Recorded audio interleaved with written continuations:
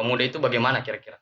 Hidup itu bukan hanya sekedar sekolah, belajar, kuliah, kerja, lalu instant story, lalu mati.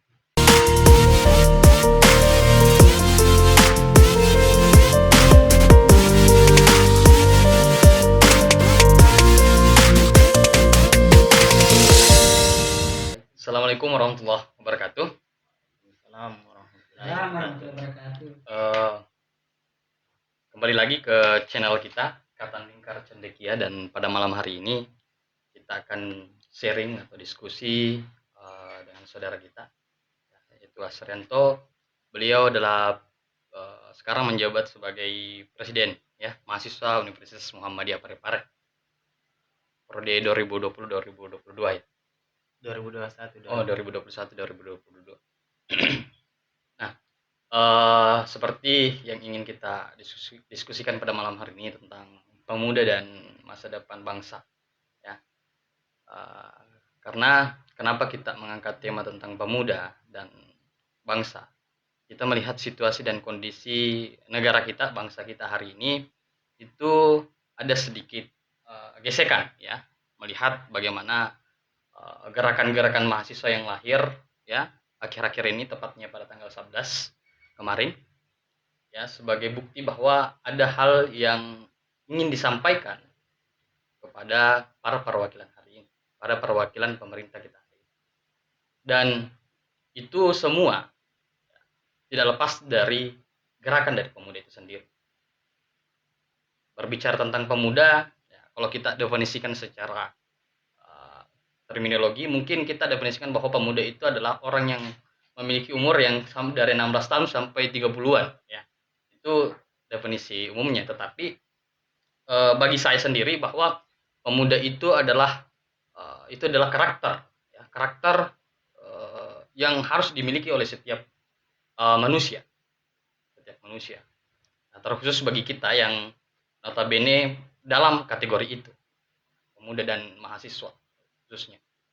Nah, maka kira-kira Pak Pres, kalau kita berbicara tentang pemuda, kira-kira apa pemikiran Pak Pres ini? Pemuda itu bagaimana kira-kira? Mungkin bisa Pak Pres? Ya, terima kasih. Assalamualaikum warahmatullahi wabarakatuh. Waalaikumsalam. Raditu billahi rabban, nabi islami dina, nabi muhammadin nabi wa rasulullah, dari yasir amri wa datang bil lisani. Ya, baik, ketika kita berbicara tentang pemuda, sebelum masuk pada pemuda saat ini, perlu kita cross check bagaimana pemuda sejak sebelum Indonesia merdeka. Begitu banyak pemuda yang bergerak. Kita tahu bahwa pemuda berkumpul sejak tahun 1902, di mana dibentuk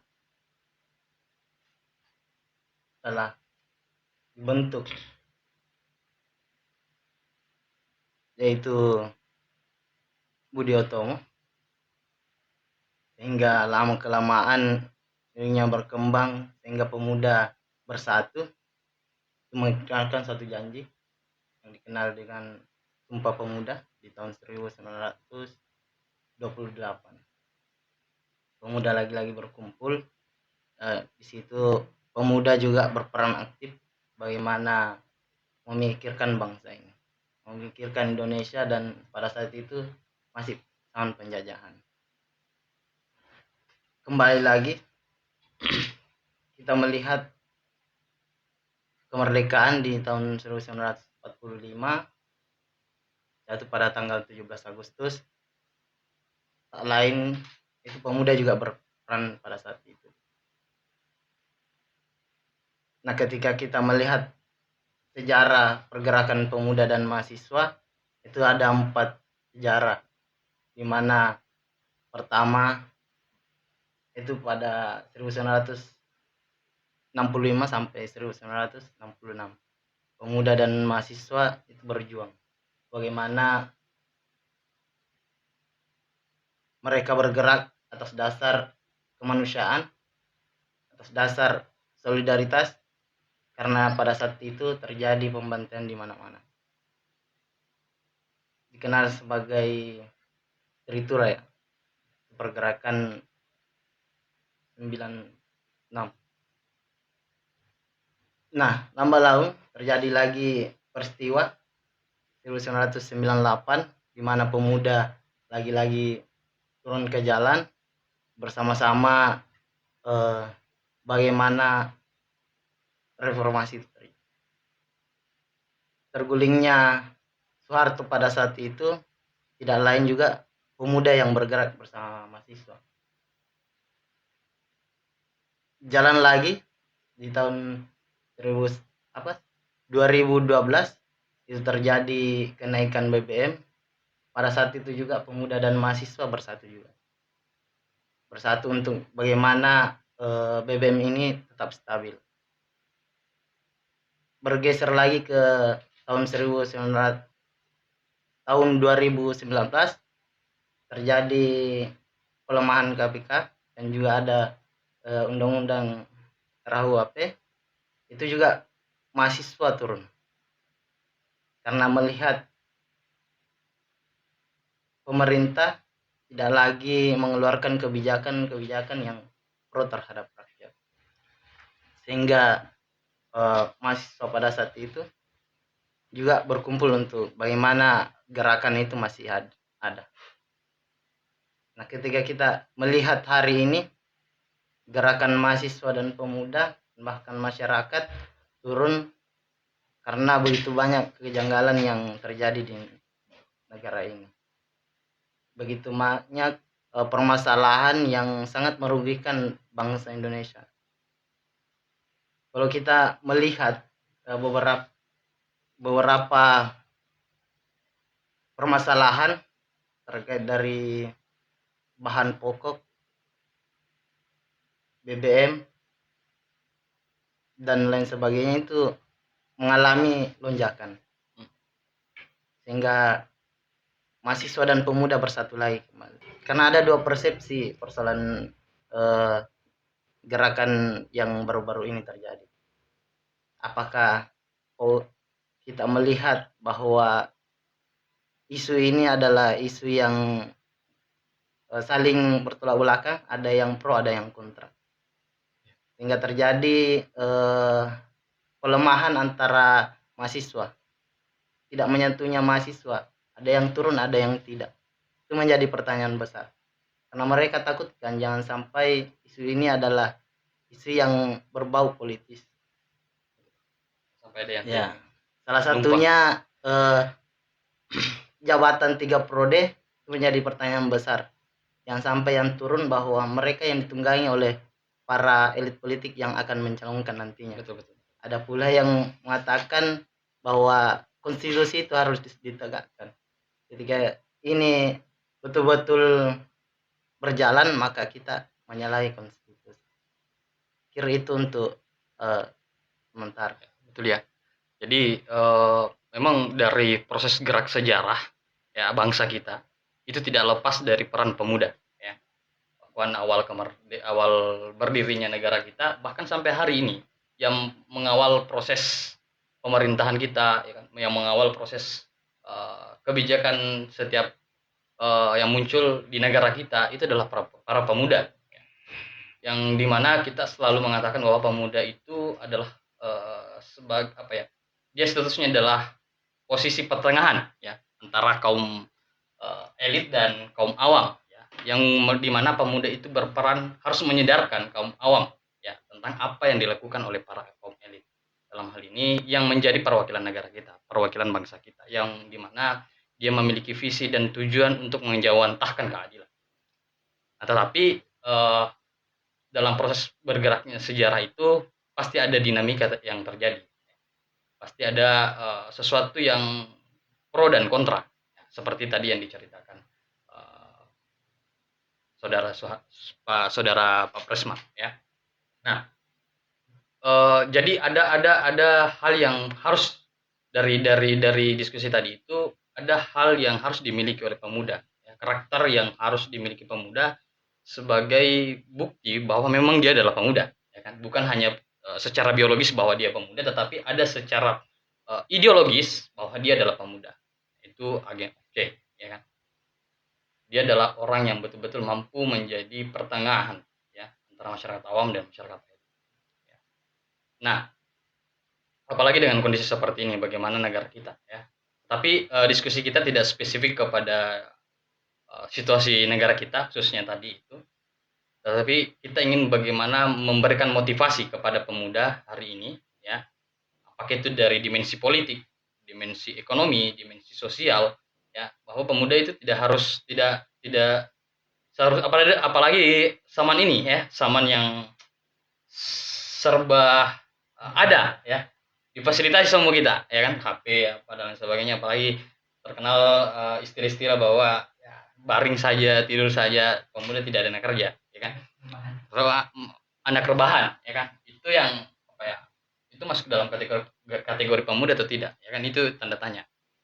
Nah, kalau pertanyaan selanjutnya itu kira-kira bagaimana seharusnya pemuda ya kan, bagaimana seharusnya pemuda hari ini itu menampilkan eksistensi dirinya sebagai pemuda dengan kondisi yang eh, tadi saya jelaskan, serba disrupsi ya, serba era perubahan yang terlalu cepat ya. Nah, ketika betul-betul pemuda hari ini apa ya, gampang terombang-ambing dengan kondisi, pasti ada sebuah kekacauan di dalam dirinya ya kan, dan kemungkinan besar kekacauan yang timbul dalam dirinya itulah yang mematikan jiwa-jiwa kepemudaannya. Nah, maka daripada itu, bagaimana seharusnya pemuda hari ini ya mengeluarkan eksistensinya sebagai pemuda secara ideologis ya. Pemuda sebelum masuk pada zaman milenial, bedanya pemuda yang dulu dengan yang sekarang. Dulu sebetulnya pemuda ditantang oleh bagaimana idealisme, ditantang bagaimana mereka berbuat, karena dulunya belum banyak gangguan dari psikologi, gangguan dari lingkungan, dan gangguan para elit politik hari ini, dan lebih lagi adalah gangguan teknologi. Nah, ketika kita melihat pemuda hari ini, memang mereka bisa saja bahwa ada dua yang perlu dihadapi. Apakah dia harus ikut sistem ataukah dia menolak sistem. Melihat hari ini serba digital, di mana-mana pasti membutuhkan yang namanya teknologi. Nah, ketika kita melihat gerakan pemuda hari ini, kita kebanyakan melihat bagaimana dia bergerak di sosial media. Nah, ketika kita melihat pemuda di luar sana, jarang sekali terlihat tergerak hatinya ketika ada problematika yang terjadi di negara ini. Apakah itu hanya sekedar bergerak di sosial media? Saya pikir itu tidak menjamin keberhasilan kita untuk bagaimana mengatasi polemik yang ada di negara ini. Perlu kiranya pemuda hari ini harus bangkit kembali. Sebelum dari tantangan global, tantangan teknologi, juga kita dibutuhkan persoalan kondisi. Di tahun 2019 kemarin, segala aktivitas kemahasiswaan, segala aktivitas pemuda itu dibatasi. Dibatasi karena persoalan pandemi. Nah, hari ini saya melihat bahwa terjadi lagi zaman kegelapan. Perlu pencerdasan kembali untuk bagaimana mengatur strategi untuk melihat apa yang terjadi di negara ini. Begitu banyak kebijakan-kebijakan yang kadang kita tidak bisa retas satu persatu. Karena saya melihat pemerintah dia mengeluarkan kebijakan dan mengeluarkan masalah, tapi akan ditutupi dengan masalah baru, sehingga kita tidak bisa petakan yang mana didahulukan untuk dikaji betul-betul untuk saking bagaimana banyaknya kita problem. Iya, begitu. Jadi pemuda harus betul-betul cerdik melihat kondisi hari ini. Kalau tidak bisa ikut alur, tidak bisa ikut sistem, maka pemuda harus melawan sistem. Sistem yang saya maksud, begitu banyak kebijakan yang keluar dan melewati dari apa terbaru sekarang adalah kampus Merdeka. Iya, betul. Ini juga apa mencoba menghalangi gerakan mahasiswa. Iya. Karena begitu banyak program yang diberikan ke mahasiswa sehingga lupa apa peran dan fungsinya. Itu yang menjadi Justru tidak dilematis. memerdekakan mahasiswa ya. Betul. Jadi program merdeka itu tidak memerdekakan. Ya, betul. Saya kira itu. Ya, tadi ada yang unik dari pernyataan tadi, bahwa kita hari ini, mahasiswa dan pemuda hari ini memerlukan yang namanya pencerdasan. Berarti ada pemuda hari ini ada proses penurunan ya. Nah, tadi zaman kegelapan kita muncul. Kira-kira munculnya zaman kegelapan ini ya di jiwa-jiwa pemuda hari ini itu faktornya apa kira-kira? Sehingga itu muncul seperti itu. Ya. Tadi saya sudah jelaskan bahwa faktor utama itu bagaimana keterbatasan karena adanya pandemi sehingga pemuda dan mahasiswa terbatas.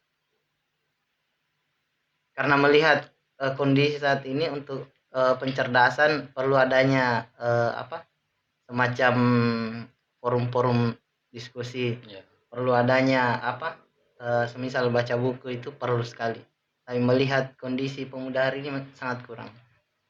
Pembaca di skala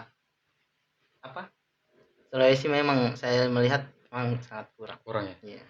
Hanya perlu kegiatan kembali. Betul ya. Apalagi sekarang kan kampus lebih dominan di virtual kan, ya kan. Jadi hubungan mahasiswa dengan mahasiswa yang lain secara emosional itu tidak ada, ya kan. Antara senior dan junior itu tidak ada lagi, ya kan. Beda di zaman kita yang dimana zaman kita itu belum ada virtual, ya kan. Kita masih bisa melihat bagaimana di setiap sudut-sudut kampus pasti ada kajian, ya kan. Kalau ada senior pasti kita baca buku ini, ya kan. Jadi pasti masih ada proses pendidikan seperti itu. Nah sekarang terkhususnya pasca masuknya COVID-19 ini, dari tahun 2019, 2020 sampai 2021, itu pasti ada perbedaan karakter, ya kan? Perbedaan karakter antara mahasiswa yang angkatan COVID dengan angkatan yang sebelum COVID, pasti ada perbedaan karakter. Perbedaan karakter. Apakah itu proses karena apa ya? Apakah karakter itu lahir karena memang proses tempaan yang berbeda, ya kan? Karena memang lebih dominan virtualnya, mereka lebih dominan di rumah ataukah di kosnya ataukah lebih asik dengan gadgetnya. Jadi tidak ada lagi proses pendidikan yang betul-betul mengarahkan dia kepada untuk selalu belajar, ya, untuk selalu diskusi tadi, untuk selalu baca buku dan sebagainya. Nah kira-kira dengan problem seperti itu, solusi apa yang bisa kita lakukan sebagai gerakan yang kembali untuk melahirkan proses pencerdasan tadi? Kira-kira seperti apa? Kalau masuk pada pepatah yang mengatakan bahwa sendiri membaca, berdua diskusi, bertiga kita aksi. Jadi perlu pencerdasan individu dulu. Bagaimana mereka bisa berusaha secara otodidak dan bisa juga dilahirkan kembali forum-forum diskusi kecil. Karena mulai dari tahun 2017 saya masuk kampus, itu begitu banyak forum-forum diskusi yang saya lihat. Namun ketika kita melihat saat ini sangat kurang. Itu yang hilang hari ini saya lihat. Terus diumpar juga ya? Sangat, ya. Diumpar juga. Dan juga kalau kita melihat kondisi Unpar saat ini, bukan saya menyalahkan, tapi begitu banyak yang memanfaatkan virtual karena mereka takut dengan kondisi yaitu COVID-19. Tapi ketika kita melihat hari ini sudah kembali normal, tapi masih ada yang memanfaatkan, mari kita virtual saja. Karena mungkin malas geraknya itu sehingga memanfaatkan sosial media. Ada ketidakjelasan ya Iya. informasi yang muncul. Karena hari ini kan kita melihat ya normal saja, ya Iya. bukan new normal, tapi normal-normal saja. Ya. Kita bisa kumpul seperti ini. Bukan berarti COVID itu tidak ada, ya Iya. kan? Tetapi faktanya adalah kita masih bisa jalan keluar dan sebagainya. Tetapi institusi, ya saya masuk kepada institusi pendidikan hari ini itu justru tidak pernah berusaha untuk membaca itu, ya kan? Membaca itu apakah sekarang kita harus non virtualkan atau masih divirtualkan? Itu tidak pernah ada pembahasan seperti itu. Karena kalau kita mengatakan bahwa institusi itu adalah pabrik pencerdasan, ya kan? Maka dia harus berpikir itu, bagaimana apakah mahasiswa saya itu sudah baca buku hari ini? Apakah mahasiswa saya itu sudah sudah baca bukunya Tan Malaka hari ini, sudah baca bukunya Sohoge ke hari ini, ya kan? Apakah mahasiswa saya itu lagi demo hari ini, ya kan? Tidak ada institusi ataukah dosen ya sebagai tanggung jawabnya itu berpikir seperti itu. Ya. Justru malah terasikkan, ternyamankan dengan sistem seperti ini, ya kan? Dimana tidak memiliki beban moral apakah mahasiswa betul-betul hari ini betul-betul belajar, ya kan? Betul-betul belajar. Apakah betul-betul ada perkembangan, ada perbedaan antara sebelum mereka mahasiswa dan setelah mereka mahasiswa. Karena kalau kita melihat karakter angkatan COVID ini, ya kan, betul-betul ada perbedaan, ya. Baik itu karakter kemandiriannya, ya kan, bagaimana dia menyelesaikan masalahnya, dan di mana karakter angkatan COVID ini itu lebih manja, ya kan, cenderung manja, ya kan. Baru dibentak sedikit pasti menangis, ya kan? Dibentak-bentak sama seniornya pasti menangis itu, ya kan, pasti menangis. Beda dengan angkatan kita, mau dibentak bagaimana ya kita masih bisa mendengar, ya kan. Dan itu menjadi problem besar juga untuk melahirkan pemuda-pemuda yang ya, memiliki jiwa idealisme yang tinggi. Karena kita mengatakan bahwa institusi pendidikan itu adalah ya, pabrik pencerdasan. Ya, betul. Disitulah proses tempahan nalar kita. Disitulah proses pencarian jati diri kita. Tetapi ketika institusi hari ini tidak lagi menjadi proses pencerdasan, justru menjadi pabrik yang melahirkan tenaga kerja tok saja, ya kan? Dengan lahirnya Merdeka Belajar, itu tadi yang disampaikan Pak Pres, Merdeka Belajar itu justru tidak memerdekakan mahasiswa, justru ya, mematikan gerakan mahasiswa, ya kan? Yang apa ya istilahnya bahaya juga untuk pemuda ke depannya. Apalagi kita berbicara tentang bangsa. Pemuda itu ada apa ya? Bagi saya dosen atau ke institusi pendidikan itu adalah orang yang harus menginvestasikan dirinya ya, untuk melakukan pencerdasan untuk ke depan bangsa kita, ya kan? Karena mereka lah kita inilah yang akan menggantikan para perwakilan ke depannya. Ya siapa lagi kalau bukan kita? Masa orang Cina? Meskipun orang Cina berdatangan, ya, masa orang Cina? Orang Cina dalam artian ya orang Cina yang tanda kutip ya, tanda kutip. Orang Cina Kalau kita memang melihat Unpar hari ini, karena saya juga dari Unpar. Kalau melihat hari ini dengan 2 tahun kebelakang sangat berbeda. Betul-betul sangat dibatasi. Mengapa kemudian sangat dibatasi? Pertama, portal ditutup. Iya, portal kampus ditutup. Portal kampus ditutup. Gedung perkuliahan juga ditutup. Padahal dulunya kampus tidak pernah ditutup. Gedung perkuliahan juga tidak pernah ditutup. Jadi ramainya teman-teman yang notabene adalah organisatoris, mereka belajar di gedung perkuliahan pada saat itu. Tapi sekarang sudah terbatasi. Pernah terjadi peristiwa karena adanya penculikan, penculikan kayak helm, motor, itu terjadi dalam kampus sehingga pimpinan membatasi. Namun saya pikir ini bukan solusi kalau kita pembatasan, menutup kampus dan menutup ruang perkuliahan. Kenapa tidak digunakan alat-alat teknologi yang bisa melihat, bisa dipasangkan CCTV kan? untuk melihat siapa yang Itu di malam hari ya, melakukan, ya, ditutup. ya di malam hari. Namun kalau kita melihat pemuda, eh, 20 apa 12 jam, 8 jam mereka belajar di dunia kampus, dunia akademik. Selebihnya itu mereka harus belajar untuk bagaimana menambah wawasan. Tapi kalau itu dibatasi, bagaimana mahasiswa mau berkembang? Terusnya dibuka ruang, Ya, malam, siang harus dibukakan ruang. ya, Justru kalau misalnya di kampus itu banyak mahasiswa berkegiatan malam, itu para perampok itu, maling itu takut iya, pasti, ya kan, rame di betul. kampus, rame, Iya. dan euforianya pasti berbeda lagi, ya Iya. kan. Ada suasana-suasana yang betul-betul eh, apa ya, bisa membangkitkan semangat mahasiswa Iya. untuk belajar. Ya. Tapi ya faktanya tadi ada pembungkaman, ada penutupan portal gedung perkuliahan dengan alasan ya, ada pencurian. Iya. Pencurian yang menurut Pak Pres itu bukan sebagai solusi. Itu bukan solusi. Dan memang apa ya, kita prihatin memang melihat institusi pendidikan dengan kondisi seperti ini, yang tadi saya bilang bahwa dia harus, justru mereka harus berpikir, ya kan, berpikir ke depannya juga, bukan hanya berpikir bagaimana mendatangkan mahasiswa, ya kan, bagaimana mendatangkan mahasiswa terus kuliah di sana terus membayar di sana, bukan hanya itu, ya kan, justru bagaimana kita mencerdaskan mahasiswa yang sudah kuliah di sini, ya kan, itu yang tidak pernah dipikirkan hari ini.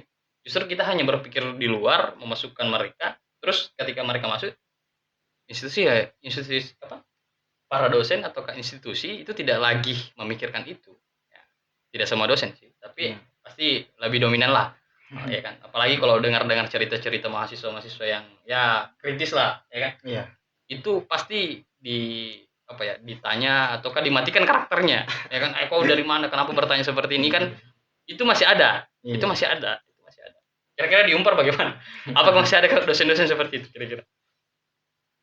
Sejauh ini sebetulnya saya melihat dosen apa ya? Kalau menganalisa atau adik-adik yang belajar, kebanyakan memang dia dibatasi untuk belajar itu tatap muka. Karena kebanyakan itu semuanya virtual. Kalau saya melihat. Entah bagaimana dosennya hari ini, karena alhamdulillah sudah tidak ada semester berjalan.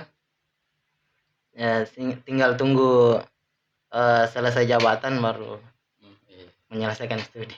Tapi kalau kita melihat dosen hari ini, entah bagaimana proses pencerdasannya, tapi saya melihat masih kurang, masih perlu adanya terobosan baru untuk bagaimana mahasiswa Unpar bisa berkembang. Seperti itu ya. Nah, itu sedikit gambaran umum tentang bagaimana institusi pendidikan. Ya. Meskipun hari ini kita masih memberikan harapan besar ya, terhadap institusi pendidikan, terkhusus Universitas Muhammadiyah Parepare, ya kan? Karena dia memang tujuan utamanya institusi pendidikan seperti itu adalah proses pencerdasan.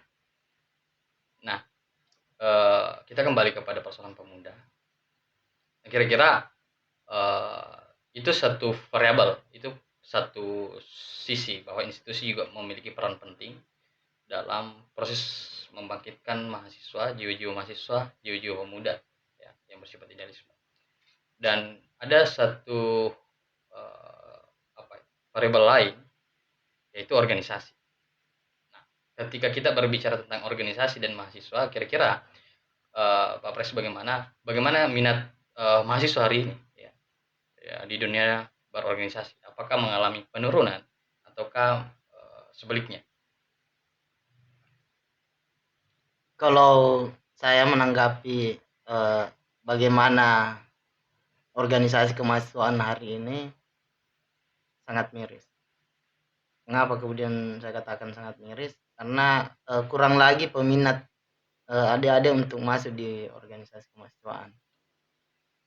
Entah apa alasan mereka, tapi kalau saya melihat, mereka tidak melihat apa yang akan mereka dapatkan ketika masuk di organisasi.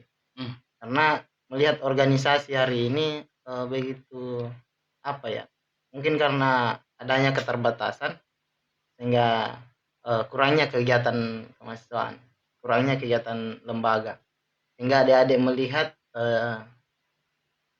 dan berpikir apakah organisasi ini bisa memberikan apa yang saya mau ketika saya masuk, karena kurangnya kegiatan.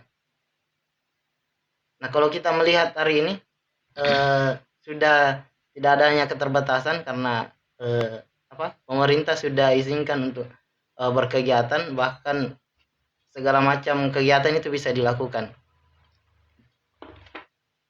Itu perlu adanya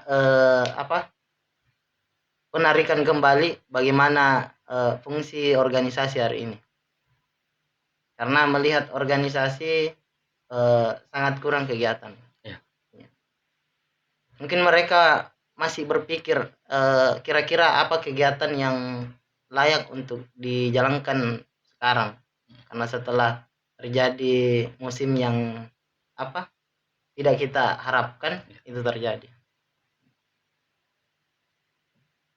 Jadi seperti itu ya kondisinya. Tapi kira-kira apakah hari ini ya dengan kondisi seperti ini itu organisasi masih penting untuk mahasiswa? Apakah masih pentingkah mahasiswa untuk berorganisasi? Kalau saya pribadi sangat ya sangat penting, karena kalau kita melihat akademik hari ini, yang kita tahu bahwa anak akademisi itu fokus pada kegiatan perkuliahan. Nah, setelah kegiatan perkuliahan apa yang mereka kerja? Saya pikir kita merantau di kota Parepare itu bukan hanya datang duduk diam, datang kuliah, pulang ke kos. Saya pikir bukan itu harapan kita. Karena orang tua itu mengharapkan kita bagaimana kita merantau di kota Parepare itu bagaimana mencerdaskan diri, untuk bagaimana kebanggaan orang tua itu ada. Maka diperlukanlah organisasi-organisasi kemahasiswaan untuk menampung segala apa yang mereka inginkan. Karena tidak lain dan tidak bukan bahwa kita datang di sini betul-betul untuk belajar. Nah, kalau hanya di perkuliahan saya pikir itu belum cukup. Makanya perlu ada wadah untuk mereka belajar. Jadi masih penting Sangat penting mahasiswa berorganisasi, apalagi dengan kondisi seperti ini. Iya, betul. Ya kan? Karena masih organisasi memiliki peran penting juga untuk proses pengembangan diri bagi para mahasiswa. Karena kalau misalnya hanya berbicara tentang akademik itu terbatas. Ya kan? Dan akademik itu sudah tersusun, ya kan? Tersusun materi-materinya, jurusannya dan sebagainya. Nah, mahasiswa terkadang punya minat tersendiri, ya kan? Punya passion sendiri yang di luar dari bidang studinya. Nah, organisasi mampu mewadahi itu, mampu memfasilitasi diri itu. Dan ketika mahasiswa itu berorganisasi, otomatis ada kebebasan dirinya untuk melakukan apa saja, untuk proses pengembangan dirinya yang bersifat positif tentunya. Jadi masih penting sekali organisasi para mahasiswa atau para pemuda sebagai pengembangan potensi mereka. Nah, pertanyaan terakhir, Pak Pres, kira-kira untuk memberikan sedikit motivasi kepada mahasiswa dan pemuda hari ini ya, dengan berbagai problem yang hari ini kita dapati ya, dengan segala kerumitan kehidupan yang kita terima hari ini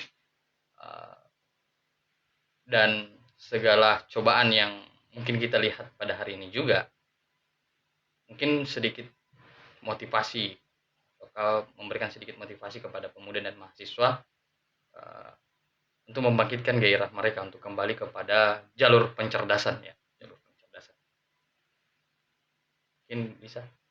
Ya, kalau untuk motivasi saya sedikit meminjam kata-kata dari teman-teman di INDI, mengatakan hidup itu bukan hanya sekedar sekolah, belajar, kuliah, kerja, lalu instant story, lalu mati. Namun perlu kita sadari bahwa di dunia ini bukan tempat tinggal selamanya, tapi tempat di mana kita meninggal. Jadi sebelum kita tinggalkan dunia, perlu kiranya kita mencatat sejarah. Jangan hanya mau menonton sejarah, tapi buatlah sejarah sendiri. Karena dunia ini saya bilang sangat dramatis. Ya. Maka perlu kita sebagai pemuda berperan penting di segala bidang. Bukan hanya di dunia kampus, bukan hanya di jalanan, tapi banyak kemudian yang perlu kita jalani. Nah, sebagai pemuda seharusnya harus berpikir mau kemana kita dan harus bagaimana nantinya ketika kita kelak menjadi tua. Karena waktu selalu berjalan. Kalau hari ini kita tidak berbuat, apa yang kita mau tua di hari kemudian? Saya pikir hari ini perlu kita merubah diri melalui zaman di mana kondisi bangsa ini sangat terpuruk, maka yang yang harus merubahnya adalah pemuda. Karena pemuda dijanjikan bahwa Iron Stock adalah generasi pelanjut. Ketika bukan mereka yang melanjutkan tatanan bangsa ini, siapa lagi yang kita harapkan? Itu saja, silakan jalani, nikmati dan hayati. Ya. Seperti itu ya. Oke, terima kasih banyak Pak Pres diskusinya pada malam hari ini. Ya. Dan semoga para mahasiswa dan pemuda bisa terinspirasi, ya, bisa terinspirasi dan termotivasi, dan yang paling penting terprovokasi, ya, pemikirannya ya, biar lebih radikal lagi untuk belajar, ya, lebih anarkis lagi untuk mencari pengetahuan, ya. Anarkis dalam artian yang positif ya. Dan sekali lagi terima kasih atas kesempatannya, waktu luangnya, dan terima kasih juga kepada teman-teman yang hadir di podcast kita, diskusi kita pada malam hari ini. Semoga malam ini berkahnya luar biasa, dapat ilmu, ya kan. Dan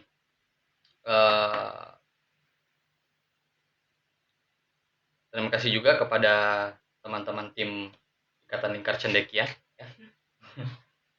Jadi saya ucapkan untuk menutup diskusi kita pada malam hari ini. Terima kasih banyak. Assalamualaikum warahmatullahi wabarakatuh. Waalaikumsalam warahmatullahi wabarakatuh.